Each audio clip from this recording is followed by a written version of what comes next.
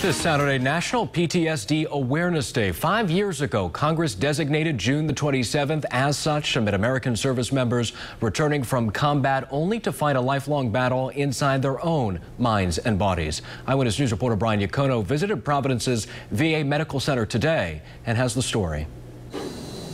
The chief of primary care tells me PTSD is highly prevalent among the patients he sees, but he also has seen tremendous improvement for those who, through treatment, have been able to identify the root cause rather than simply manage the symptoms.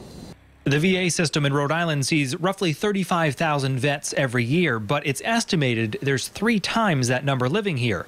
This weekend, the doors are open to encourage more vets to use the services. The more vets enrolled, they say, the more funding opportunities that are available. Dr. Paul Paralia is the chief of primary care and often the first point of contact for patients.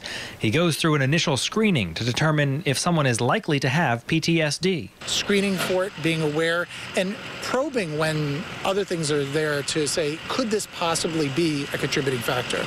I asked if PTSD often went undiagnosed for veterans who served in earlier conflicts, and he recalled his interaction with a World War II vet. This man had been waking up screaming for 50 years, and they thought it was normal. Well, of course, you know, he's been this way since he came back.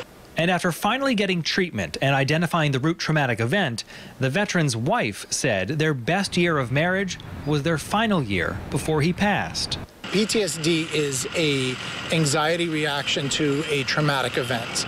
And so having an understanding of what things might trigger memories and sort of flashbacks of that inciting event are really important. The doctor says there are a few key things to ask before continuing any further assessment for PTSD. Did you experience a life-threatening or traumatic event? Do you avoid situations or have nightmares that remind you of that event? And are you always vigilant? I'm Brian Yacono, Eyewitness News.